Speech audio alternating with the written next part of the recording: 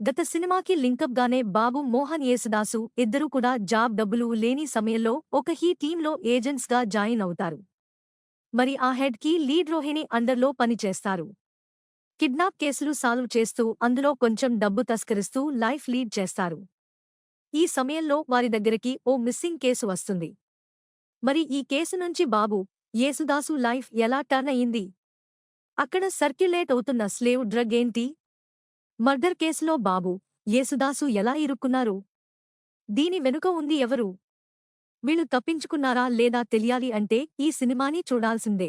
First part మత్తు వదలరాకి మంచి craze ఆడియన్స్లో ఉన్న సంగతి తెలిసిందే. అలా దానికి సీక్వెల్గా వచ్చిన ఈ చిత్రం కూడా ప్రామిసింగ్ ఎంటర్టైన్మెంట్ని అందించింది అని చెప్పొచ్చు. ముఖ్యంగా కమెడియన్ సత్య మరోసారి షో స్టీలర్.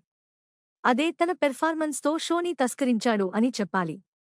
సినిమాలో తన కామెడీ టైమింగ్ ఫస్ట్ పార్ట్ కంటే ఎక్కువ డోస్లో ఉంది. తనపై ప్రతి సీన్ కూడా ఆడియన్స్ బాగా ఎంజాయ్ చేస్తారు.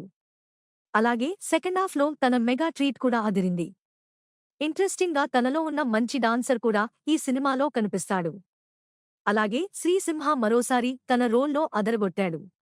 తన పాత్ర తాలూకా హావభావాలు మాత్రమే కాకుండా మంచి పర్సనాలిటీలో తను కనిపించి తన రోల్కి పూర్తి న్యాయం చేశాడు. అలాగే తనకి సత్యకి నడుమ అన్ని సీన్స్ నవ్వు తెప్పిస్తాయి.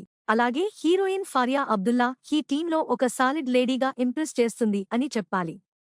తన లుక్స్ కానీ గ్లామర్ షోతో కూడా ఫారియా సినిమా ఆద్యంతం ఆకట్టుకుంది. ఇక వీరితో పాటుగా వెన్నెల కిషోర్ తన రోల్లో క్రేజీగా చేశాడని చెప్పాలి. తనపై కొన్ని కామెడీ సీన్స్, థ్రిల్ సీన్స్ బాగున్నాయి. ఇక వీరితో పాటుగా సునీల్, అజయ్, రోహిణి తదితరులు తమ పాత్రల్లో బాగా చేశారు.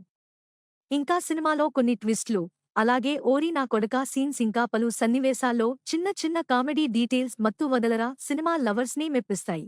ఇక మొత్తంగా చూసినట్టు అయితే క్రేజీ కామెడీ థ్రిల్లర్ మత్తు వదలరాకి సీక్వెల్గా వచ్చిన ఈ మత్తు వదలరా 2 కూడా బాగానే ఉందని చెప్పొచ్చు. మెయిన్గా సింహ సహా సత్య సినిమాలో బిగ్గెస్ట్ హైలైట్స్ అని చెప్పాలి.